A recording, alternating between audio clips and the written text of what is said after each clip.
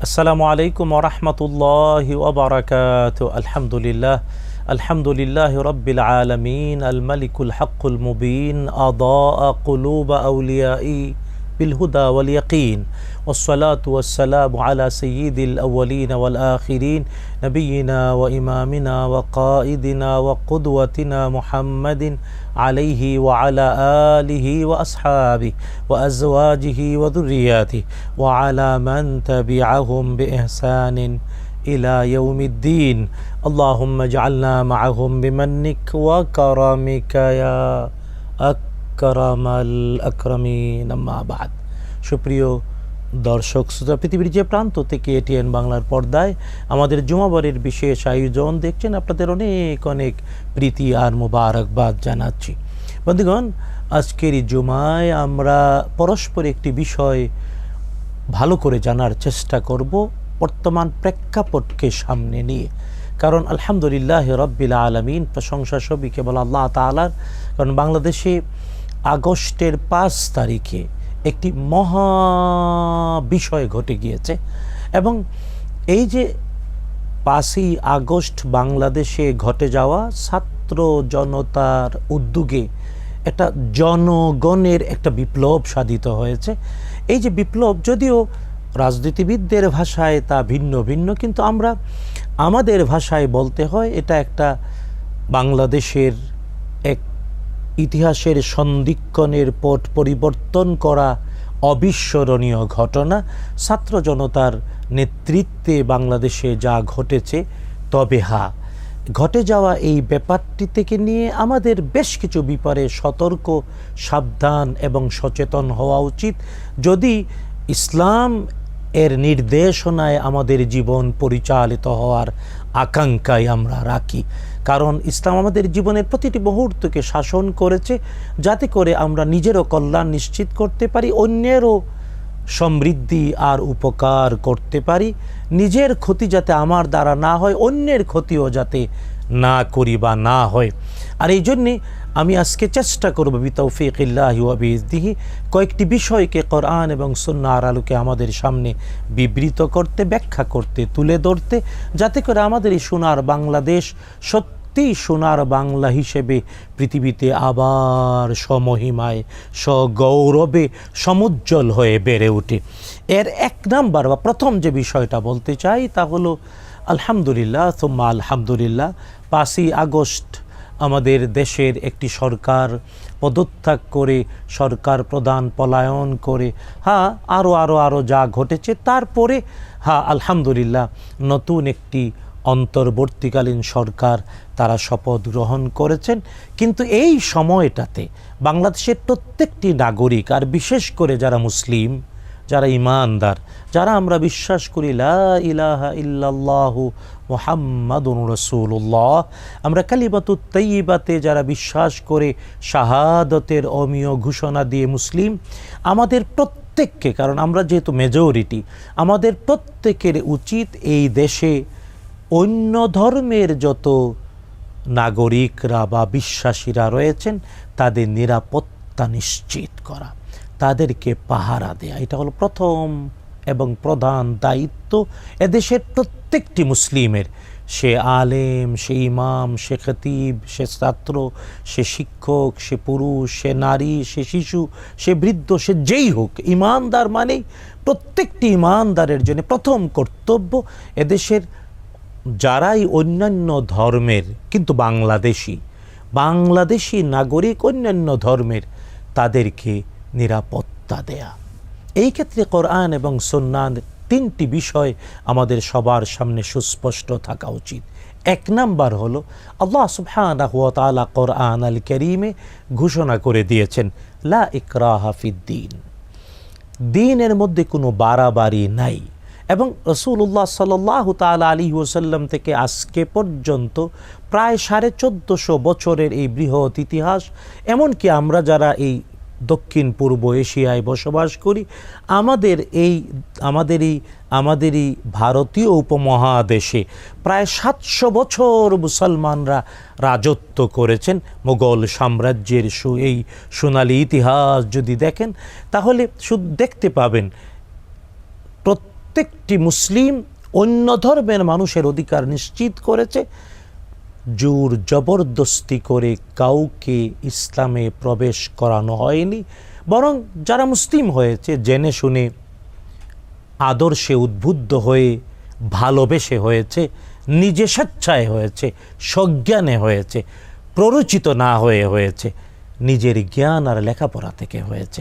তাই জবরদস্তি বা বাড়াবাড়ি যদি 700 বছরের ভারতীয় উপমহাদেশের এই রাষ্ট্র এবং এই যে আমাদের ভারতীয় উপমহাদেশের মুঘল সাম্রাজ্যের এই সুবর্ণ ইতিহাস যদি কেউ দেখেন, তাহলে যদি ওখানে জোর জবরদস্তি করা হতো তো অন্য ধর্মের অস্তিত্বই খুঁজে পাওয়া যেত না। কিন্তু আলহামদুলিল্লাহ সুম্মা আলহামদুলিল্লাহ, অন্তত ইতিহাসের সঠিক গবেষক কেউ এটা প্রমাণ করতে পারে না। পারবে কেমনে? করে নাই, হয় নাই, কারণ কোরআনের আদেশ মেনে চলেছে সবাই। কারণ অন্য ধর্মের মানুষের উপরে আঘাত, নির্যাতন, জুলুম এটা ইসলামে হারাম, আল্লাহ তাআলা হারাম করেছেন। তাই দ্বীনের ব্যাপারে, বিশ্বাসের ব্যাপারে বাড়াবাড়ি নাই। কেবল হতে পারে দাওয়াত, হতে পারে শিক্ষা, হতে পারে আদর্শ উপস্থাপন, তারপরে স্বেচ্ছায় সজ্ঞানে কেউ মুসলিম হলে ওয়েলকাম। এই যে ইসলামের শিক্ষা, কোরআনের শিক্ষা, এটা যুগ যুগান্তরে এই 1450 বছরের বাস্তবতায় প্রমাণিত। আজও আমরা বাংলাদেশি মুসলিমরা আমাদেরকে কোরআনের এই শিক্ষাটা প্রমাণ করে হাতে কলমে দেখিয়ে দিতে হবে সারা বিশ্বকে যে আমরা সাম্প্রদায়িক সম্প্রীতির উজ্জ্বল দৃষ্টান্ত বাংলাদেশ। আলহামদুলিল্লাহ।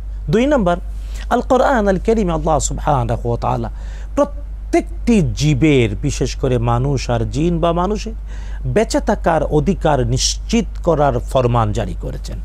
অন্যায়ভাবে কাউকে বধ করা যাবে না, নিহত করা যাবে না, আক্রমণ করা যাবে না। প্রত্যেকের বেঁচে থাকার অধিকার নিশ্চিত করে আল কোরআন আল কারীম। এবং এটা আল্লাহ তাআলা কোরআন আল কারীমে সূরাতুল মায়েদাতে সুন্দর করে, সূরাতুল মায়েদার 32 নম্বর আয়াত আল কারীমা, 5 নম্বর সূরা এবং এর 32 নম্বর আয়াত, আল্লাহ তাআলা যদিও এর আগে 27, 28, 29, 30, 31 আয়াত আল কারীমাগুলোতে পৃথিবীর মানব ইতিহাসের প্রথম হত্যাকাণ্ড, অর্থাৎ আদম আলাইহিস সালামের পুত্র হাবিল, তাকে হত্যা করেছিল তারই ভাই কাবিল। অর্থাৎ আদম আলাইহিস সালামের এক পুত্র কাবিল, তিনি তার আরেক পুত্র আদম আলাইহিস সালামের আরেক পুত্র হাবিলকে অন্যায়ভাবে হত্যা করেছিল। অপরাধ কি ছিল? আদম আলাইহিস সালাম তাদের দুইজনের মধ্যে কে আল্লাহর অনুগত, কে আল্লাহ তাআলার আনুগত্যের ভিত্তিতে পিতার অনুগত, এবং কার দাবিটা সত্য তা সুস্পষ্ট প্রমাণিত হওয়ার জন্যে ওহির ভিত্তিতে আদম আলাইহিস সালাম 2 পুত্রকে বলেন কুরবানি করো। তো দুইজনে কুরবানি করলো। তখন বিধান ছিল যার কুরবানি কবুল হয়েছে আকাশ থেকে আগুন এসে তার জনসম্মুখে জ্বালিয়ে দিত, আর যার দেওয়া কুরবানি আকাশের আগুন স্পর্শ করত না, বোঝা গেল তারটা কবুল হয় নাই। তো হাবিল কুরবানি দিলেন, কাবিলও কুরবানি দিলেন। হাবিলের কুরবানি আকাশের আগুন এসে জ্বালিয়ে দিল, প্রমাণ হয়ে গেল তিনি সত্য, তিনি ন্যায়ানুগ, তিনি আল্লাহ এবং তার নবী তথা আদিপিতা আদম আলাইহিস সালামের অনুগত, তার দাবি সত্য। কিন্তু কাবিল তার কুরবানি আগুন খেলো না, কবুল হলো না, প্রমাণিত হলো সে মিথ্যার উপরে, অন্যায়ের উপরে, দাবিটা সত্য নয়। তখন রাগে ফুঁসে কাবিল বলল লাআকতুলান্নাক, আমি তোমাকে হত্যা করব। তখন হাবিল বললেন, এত রাগ, এত উষ্মা, এত গুসা দেখায় না, ইন্নামা ইয়াতাকাব্বালুল্লাহু মিনাল মুত্তাকিন, আল্লাহ তো কেবল তাকে যারা ভয় করে তারই কুরবানি কবুল করেন। যদিও আল্লাহ তাআলা স্পষ্ট বললেন পরে, ফাতাওয়াত লাহু নাফসুহু কাতলা আখিহি ফাকাতালাহ ফাআসবাহা মিনান নাদিমিন। কাবিল রাগে গুসায় এবং নিজের কুরিপুর প্ররোচনায় এবং শয়তানের ওয়াসওয়াসায় নিজের আপন ভাই হাবিলকে হত্যা করে ফেলল। আর এই হত্যার দ্বারা সে নিজেই ক্ষতিগ্রস্ত হয়ে গেল। যদিও সুন্দর ঘটনা আল্লাহ তাআলা সূরাতুল মায়েদা বলে 27 থেকে 32 নম্বর আয়াত পর্যন্ত পড়লে দেখতে পাবেন। তারপরে পৃথিবীর প্রথম হত্যাকাণ্ড, এর আগে পৃথিবীতে কেউ মারা যায়নি। মৃতদেহ কি করবে কাবিল জানে না, আল্লাহ তাআলা কাক পাঠালেন, কাক। ফাবাআথ আল্লাহু গুরাবান ইয়াবহাতু ফিল আরদি লিয়ুরিয়াহু কাইফা ইওয়ারি সাওআত আখি। কাক আসলো শিখিয়ে দেওয়ার জন্যে কেমন করে মৃত ভাইয়ের দেহটা মাটির নিচে কবর দিতে হয়। তাই কাক মানবতাকে কবর দেয়া শিখিয়েছে। যদিও কাকের শিখানো কবর দেওয়া দেখে কাবিল হাবিলকে কবর দিল, পরে নিজেই নিজেকে অপদস্থ করে, কাবিল নিজেই নিজেকে অপদস্থ করে নিজেকে বলল, আজাস্তু আন আকুনা মিসলা হাযাল গুরাব, আফসোস আমি কাকের মতো হতে পারলাম না। তার মানে কাওয়ার চেয়ে অধম। তাই কাবিলরা যুগ যুগান্তরে কাক বা কাকের চেয়ে অধম। যারা অন্যায়ভাবে মানুষ হত্যা, প্ররোচনা, সমর্থন, আদেশ তথা হত্যা করে, তারা কাকের চেয়ে অধম। আল্লাহ তাআলা এই ঘটনা সবিস্তারে বর্ণনা করে বিধান জারি করে দিয়ে বললেন 5 নম্বর সূরা আল মায়েদার 32 নম্বর আয়াত, মিন আদলি যালিক। আল্লাহ তাআলা এই বিশাল ঘটনা সবিস্তারে বর্ণনা করে স্পষ্ট করে, মান কাতালা নাফসান বিগাইরি নাফসিন আও ফাসাদিন ফিল আরদি। আর ব্যাপারটা এই না যে এই বিধানটা কেবল কোরআন আল কারীমে না, আল্লাহ তাআলা বলেন বনি ইসরাইল, অর্থাৎ ইব্রাহিম আলাইহিস সালামের সন্তানদের মধ্যে বনি ইসরাইল হয়ে ধারাবাহিকভাবে কোরআন পর্যন্ত আল্লাহ তাআলা সবার জন্য এই বিধান ঘোষণা করেছিলেন। মান কাতালা নাফসান বিগাইরি নাফসিন আও ফাসাদিন ফিল আরদি ফাকান্নামা কাতালান নাস জামিআ। যে কেউ অন্যায়ভাবে একটা প্রাণকে হত্যা করে অথবা পৃথিবীতে সন্ত্রাস সৃষ্টি করার জন্যে, ভয় দেখানোর জন্যে মানুষকে হত্যা করে, সে যেন তাবৎ মানবতাকে হত্যা করে। একটা প্রাণকে হত্যা করা, সে কি মুসলিম সে কি অমুসলিম, এটা বিচার্য নয়। একটা প্রাণ, একটি জীবন, একটি মানুষ, সে শিশু, বৃদ্ধ, তরুণ না কিশোর, সে মুসলিম না অমুসলিম না। একটি মানুষকে, একটা মাত্র মানুষকে অন্যায়ভাবে হত্যা করা মানে পৃথিবীর তাবৎ মানবতাকে হত্যা করে ফেলা। আল্লাহ তাআলা এই বলে থামেননি। আল্লাহ বলেন, এই বিধান যেমন দিলাম উল্টোটাও, আমান আহইয়াহা ফাকান্নামা আহইয়ান নাস জামিআ। আর যদি কোনো এক ব্যক্তির কারণে একজনের জীবনের নিরাপত্তা নিশ্চিত হয়, অন্যায়ভাবে থেকে হত্যা থেকে বাঁচিয়ে দেয়, যে কোনোভাবে একটা মানুষের জীবন যদি কেউ বাঁচিয়ে দেয়, ফাকান্নামা আহইয়ান নাস জামিআ, তাহলে সে যেন তাবৎ মানবতাকে নতুন জীবন দিল। কোরআন আল কারীমের বিধান প্রত্যেকটি মুসলমানের জানতে হবে, বুঝতে হবে, বাস্তবে প্রতিষ্ঠায় এগিয়ে আসতে হবে। তাই কাউকে আঘাত করা নয়, কারো জীবন বিপন্ন করা নয়, কারো মা বাবাকে সন্তান হারা করতে নয়, কারো স্ত্রীকে বিধবা বানাতে নেই, কারো সন্তানকে এতিম বানাতে নেই, কাউকে ভাই হারা করতে নেই, বোন হারা করতে নেই, কাউকে কোনো প্রাণকে হত্যা করা যাবে না। তবে বিচারের মুখোমুখি করে বিচারের দ্বারা শাস্তি হলে, আল্লাহ এটা বলেছেন, বিচারের দৃষ্টান্তের শাস্তি হয়ে যদি কেউ হয় তাহলে এর নাম কিসাস, এর মধ্যে রয়েছে জীবন, হত্যাকারীকে হত্যা। আল্লাহ তাআলা শুধু তাই না, বললেন আল আনফু বিল আনফি ওয়াল আইনু বিল আইনি ওয়াল উযনু বিল উযনি ওয়াল জুরুহ কিসাস। চোখের পরিবর্তে চোখ, নাকের পরিবর্তে নাক, হাতের পরিবর্তে হাত, এই যে শুধু তাই না, জীবনের পরিবর্তে জীবন, আঘাত যতটুকু করেছে ততটুকু আঘাত, এর নাম কিসাস। তো এই যে আল্লাহ তাআলা বিধান দিলেন, এটা আমাদের প্রত্যেকটি ঈমানদার বাংলাদেশি নর নারী ছেলে মেয়েকে বাস্তবে আমরা করেছি আলহামদুলিল্লাহ। এই দীর্ঘ ইতিহাস, স্বাধীনতা থেকে নিয়ে এই পর্যন্ত বাংলাদেশের গৌরব উজ্জ্বল ইতিহাস, সবাই এদেশে নিরাপদ। সকল ধর্মের মানুষ তার উপাসনালয়ে উপাসনা করবে, একই বাজারে বাজার করবে, একই পুকুরে গোসল করবে, একই স্কুলে লেখাপড়া করবে, একই বিশ্ববিদ্যালয়ে পড়ালেখা করবে, একই অফিসে চাকরি করবে, একই সাথে একই সমাজে চলবে, একই সুন্দর নির্মল বায়ু গ্রহণ করবে, একইভাবে দেশের নাগরিক বাংলাদেশি। তাই ধর্মের ভিত্তিতে পরিচয় নয়, আমরা নাগরিক একটা দেশের, প্রত্যেকের বেঁচে থাকার অধিকার নিশ্চিত করা, অন্যায়ভাবে কোনো জীবন ঝুঁকিতে পড়বে না না না, কোরআনের বিধান এটা প্রতিষ্ঠা করতে হবে। 3 নাম্বার দেখুন, মুহাম্মাদুর রাসূলুল্লাহ সাল্লাল্লাহু তাআলা আলাইহি ওয়া আলিহি ওয়াসাল্লাম তিনি শিখিয়ে গিয়েছেন। কি শিখিয়েছেন রাসূলুল্লাহ সাল্লাল্লাহু আলাইহি ওয়াসাল্লাম? আজকের মদিনাতুল মুনাওয়ারায় হিজরত করে যখন একটি কল্যাণ সমাজ বা রাষ্ট্র ব্যবস্থা প্রতিষ্ঠা করলেন, তখন কিন্তু মুসলমানরা মদিনায় মেজরিটি ছিলেন না।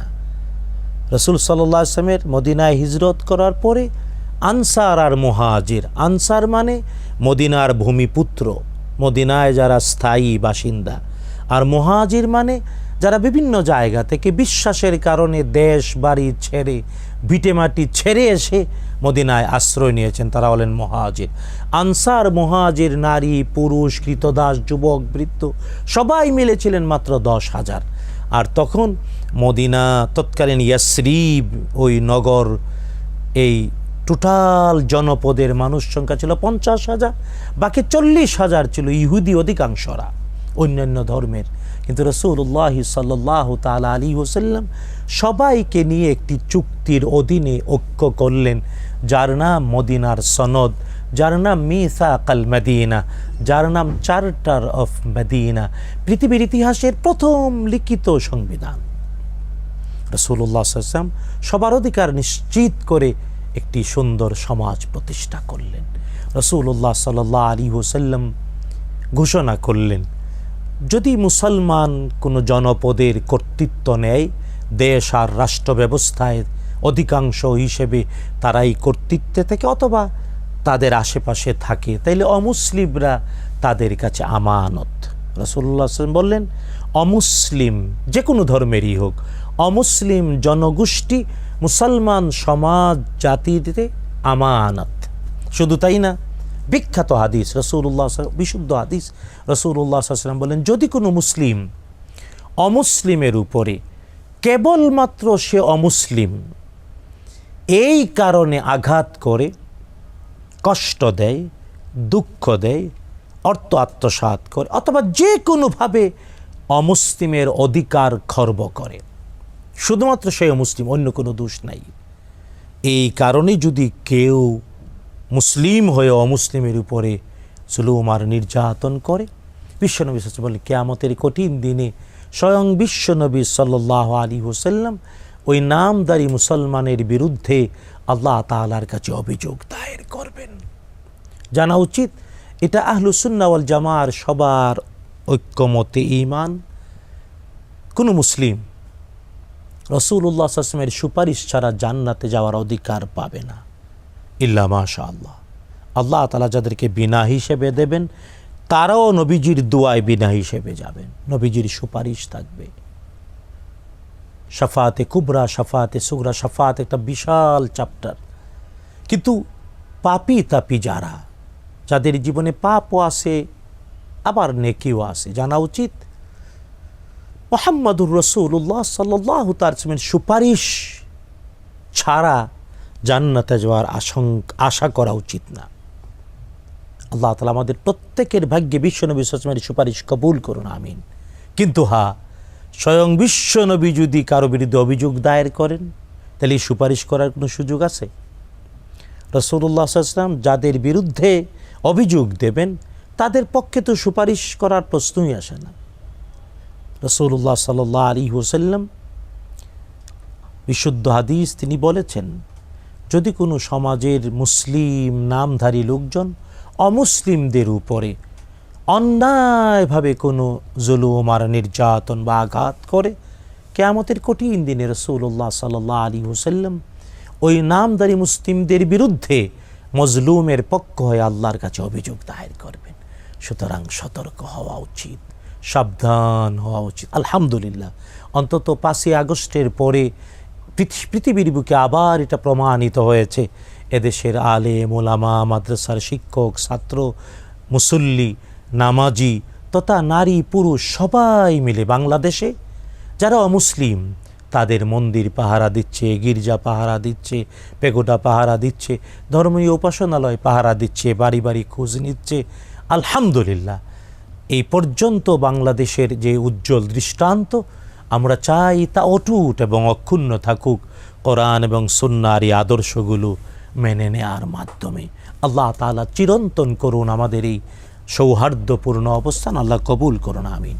তবে হ্যাঁ, আরেকটা বিষয় বলতে চাই, তা হলো যারা আজকে শপথ গ্রহণ করে বাংলাদেশের অন্তর্বর্তীকালীন সরকার হয়েছেন, তাদের কাছে কোরআন সুন্নাহর একটি মেসেজ, অন্তত আল কোরআন আল করিমের একটি মেসেজ পৌঁছে দিতে চাই।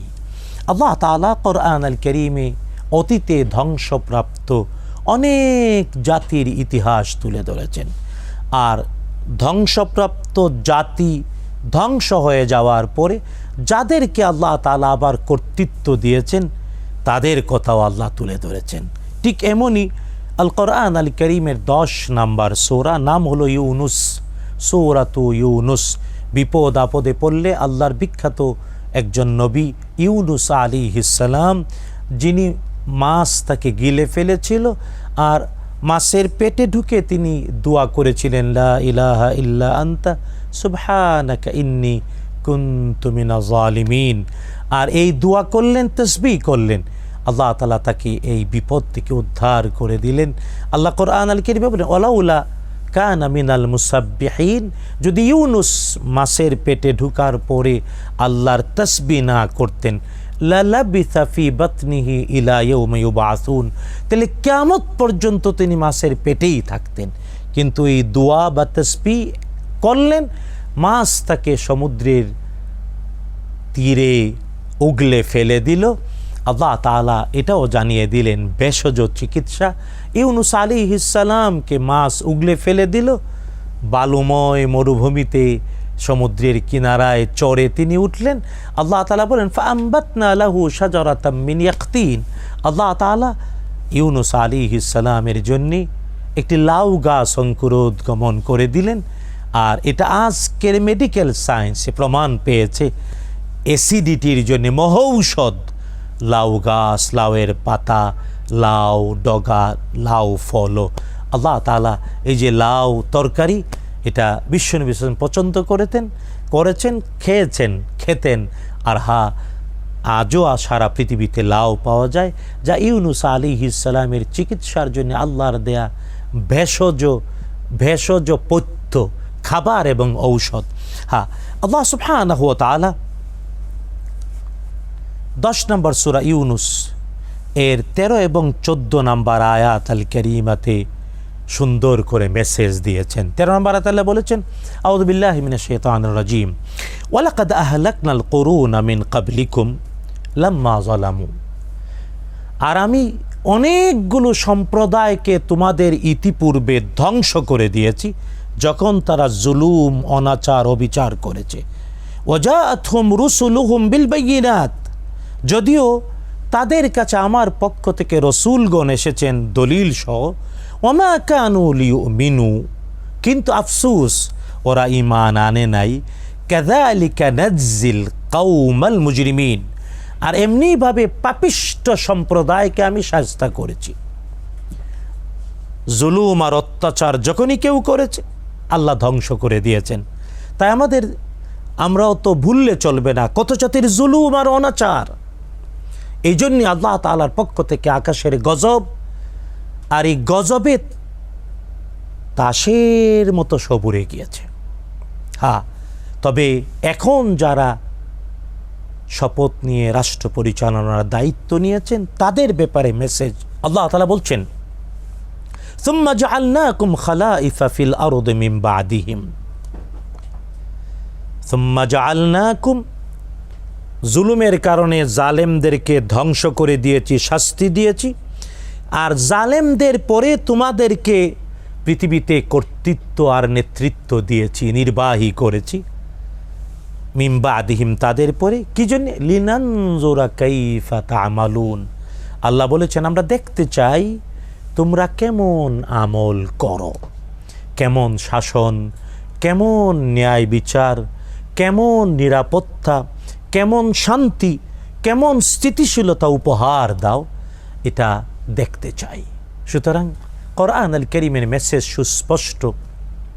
জালেমদের পতনের পরে যারাই আসে আল্লাহ তাদেরকেও বলে দিয়েছেন তাদের আমল দেখা হবে। আমরা দোয়া করি যারা আজ আমাদের নেতৃত্বে, আল্লাহ তাআলা তাদের যোগ্যতা বাড়িয়ে দিন, তাদের অভিজ্ঞতা বাড়িয়ে দিন, তাদের সহিষ্ণুতা বাড়িয়ে দিন, তাদের কর্মক্ষমতা বাড়িয়ে দিন, তাদের নেতৃত্ব, সততা, যোগ্যতা এবং তাদের ত্যাগের বিনিময়ে এই জাতি পৃথিবীর বুকে আবার সম্মানের আসনে অধিষ্ঠিত হোক, সত্যিই সোনার বাংলা হোক আমাদেরই প্রিয়তম জন্মভূমি। আল্লাহ কবুল করুন, আমিন। হাদা মা ইনদি ওয়াল ইলমু ইনদাল্লাহ আলাইহি তাওয়াক্কালতু ওয়া ইলাইহি উনীব। আসসালামু আলাইকুম ওয়া রাহমাতুল্লাহি ওয়া বারাকাতুহু।